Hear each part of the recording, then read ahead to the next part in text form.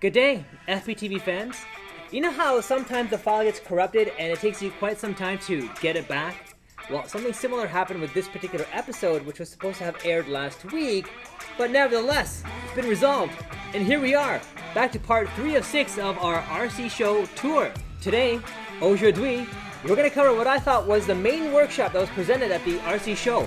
And I'm going to be giving you FPTV's highlights and takeaways from these incredible speakers, including the executive from Yum Brands and RBI Brands.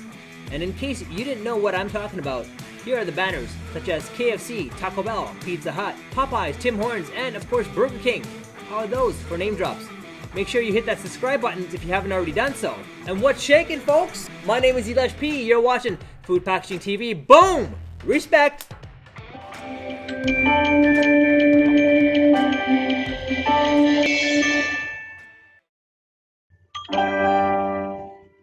Hosted by Todd Barclay, President and CEO of Restaurants Canada and the former Senior Vice President at Swiss Chalet, so he knows what he's talking about. He had a chance to sit down with Navira Walani, President and General Manager at KFC Canada at Yum Brands, and Duncan Fulton, Chief Corporate Officer at RBI Brands. This discussion revolved much around the pandemic and how these companies had a chance to react to the changes proposed by the government that were put into effect, and also what it meant for their businesses. Here were the questions that were asked by Todd Barclay, and I think they're very important, so let me know what you think. Number 1, what happened when the pandemic hit, and how did you react to it? Mr. Duncan took the first question, and here's what he had to say. Burger King in China had put certain practices in place in February of 2020, early when the pandemic hit, which included temperature checks, contactless procedures, plexiglass, and for delivery agents, they also had to get their temperature checks. And they had stickers on their bag to make sure persons did not have any symptoms. 45 days later, the Chinese restaurant became the global playbook of how to deal with the pandemic. Questions like, should all members wear masks? Yes. How about gloves? Yes. They're fortunate to have a playbook to look at which was presented globally. Question 2, how did you pivot during the pandemic? Ms. Navira answers this question, and she has to say that initially they didn't pay too much attention to COVID on the onset, but by late February, early March of 2020, this really hit worldwide and the industry with brute force and quite quickly. And at this point, communication was primary. This included intense meetings spanning several weeks to gather information from their global counterparts from Asia, the industry, and also the government, putting them all together, which means that their communication lines had to be open and transparent in order to share the intel and learn from the field as the information was coming back. They had to evolve their systems. And for a global playbook, they allowed Yum Brands to move to a contactless service within 72 hours, which is a massive feat for that size of industry. As an industry, they were able to respond to make quick decisions. And with things like digital e-commerce strategies, it allowed for the ease of access for their brands to help navigate COVID. Navira says that even when you're vulnerable, you can still make an impact and make a difference. Question 3, how did you change communications to your customers? Mr. Duncan fielded this question, and he mentioned that communications within the franchisees and the guests both had to change. Now imagine, 1,500 franchisees that own more than 4,000 restaurants. They built a structure that includes 19 franchisees on the advisory board that were elected by their peers, so that the corporate team had implemented daily calls, with the board that lasted more than a month, which then turned to 2 calls per week for most of the year, and since last Christmas, it's been down to about a call a week. You know what I'm saying? There was a period of time where everything was bounced off the franchisees in order for everyone to be in sync. And communication towards the guests, well, the owners decided to work the front lines. They took out full-page ads to support guests to give them quick, fast, contactless service through drive-thru and takeout. Keeping staff was another way to let the guest feel safe. The use of their apps, for example, the Tim Rewards, which was launched 21 months ago, is now one of the most used apps with millions of monthly active users. Therefore, several times they've pushed messages, push notifications to their guests via the app. They want to let you know, we're open to serve you, fast, efficient, contactless, and safe. Question 4, what did you do from a menu perspective? Did you do any consulting, engineering? Did you do any of that? And what were your thoughts on the menu evolution? Navira took this one on. Now what Yum Brands ended up doing was menu consolidation. This is where Yum Brands found an opportunity to make it easy as possible to serve their guests in order to provide them consistent and quality of an experience, and at the same time also help to ensure survival of their franchisee operators. and therefore they needed to make changes on the menu to make this possible. Nivera noted that families were cocooning at home and they were more together and they were looking for more comfort and familiarity. And therefore, a family meal that were a large part of what they were looking for and was growing at the pace they haven't seen before. And so they banked on that and communicated that in their menu options. And from March 2020 to August 2020, and they found that that's what their guests wanted and that's what they provided. So the menu evolution had to be relevant, easy, and distinctive. And when you're innovating your brand, it takes effort and resources, but it also has to be relevant to the culture and society. So as an example, KFC actually introduced the plant-based chicken sandwich in August 2020, and they felt confident when making that decision as it was relevant to vegetarians, and it also had that finger-licking good flavor. Nivera mentions that innovation has to be easy for guests to understand what it is, how it relates to their food, and how it relates to the staff. And your innovations have to be distinctive. You don't want to go under the Me Too category. Your innovation has to be so distinct, so bold and feisty, generous and kind. And your brand can become that great equalizer. The next question went straight for Dunkin', which was number 5. Innovation for breakfast. Any thoughts? Dunkin' was on the same page as Nivera as they too got together with their senior leadership. Oh, and he also mentions to check out this book, which I also recommend, by Stephen R. Covey, which is The 7 Habits of Highly Effective People. Make sure you read this. So Dunkin' says you can't control the pandemic. So what they had to do is they opt for menu simplification and decided that they were going to be fortunate with their footprint by having a drive-thru with those lanes which allowed Tim Hortons to stay open when everything else, all the dine-in, was closed. During the pandemic, Tins launched their value platform. So they also launched a new breakfast item, which was their fresh cracked egg. At Burger King, they launched the Clean Whopper, which they removed the artificial color and the flavors to make things more simple. And Popeyes rolled out their brand new chicken sandwich, which increased sales during the pandemic.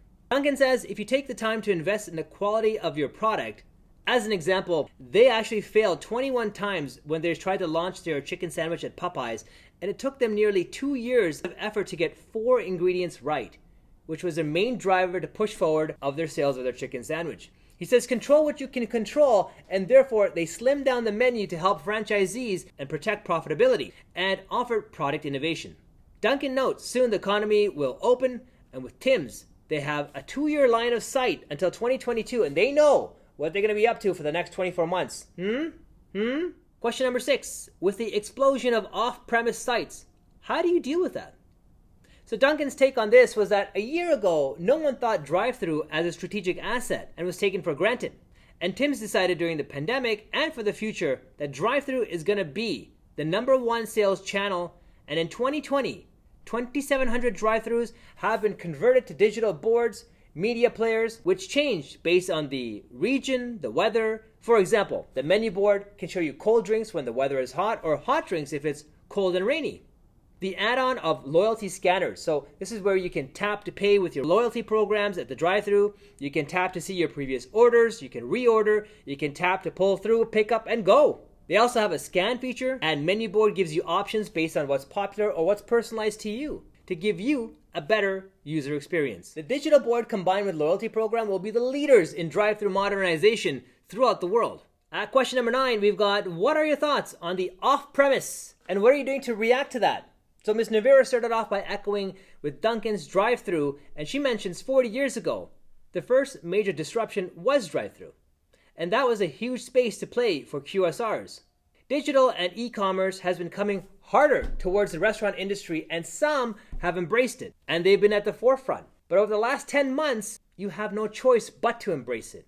And the last 10 months has been accelerated more than the last decade. There's been a permanent habit shifts to drive-thrus and off-premise locations that are becoming more mainstream because of the ease and convenience for their guests. Ms. Nivera believes that the trend will accelerate over 2019 levels and will continue to grow, and I continue to see that as well. And her advice for the industry that it's important to embrace change, to remain relevant and easy for your guests. Invest in infrastructure, tech, resources, talent, etc. Number 10.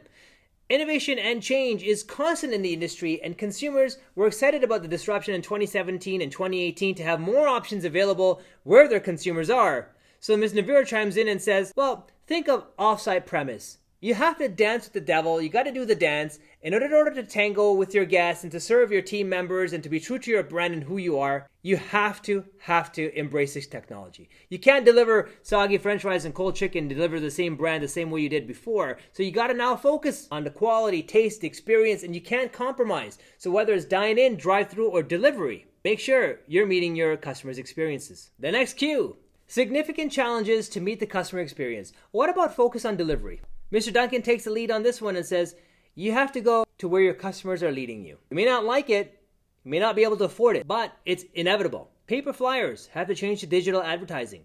E-commerce is super important. It's easy to say with thin margins, they can't afford to do delivery or pay the aggregator, but we have to figure it out because that's what the customer wants. Encourage your guests to order their food on your own apps, build your own aggregator, build a bubble and bring the cost down for your own self and to deliver an experience through your own order process and collect the data within your own app. You can roll out a loyalty integration, work on profitability of delivery, which is something every company must work on, and perhaps work on slightly lower margins, but if you're not willing to play in the space, you're going to be losing out on incremental sales. Duncan says we must find a way through profitability, but in any industry, change is inevitable, and you have to move towards what the customer wants. The next cue, it's been almost a year since the pandemic. If there's one thing you can do differently, what would that be? Mr. Duncan says that's a good question. There are many mistakes made on the way, which their teams figured out, and there can be a lot of voices at the table. As an example, the global CEO had 9 persons reporting to him, and on a weekly roundtable meeting, he had 30 voices, or 30 plus voices, which adds more complexity. All the decisions were better because the ideas were beat up. And it did take a little bit more time, but the decisions came out stronger.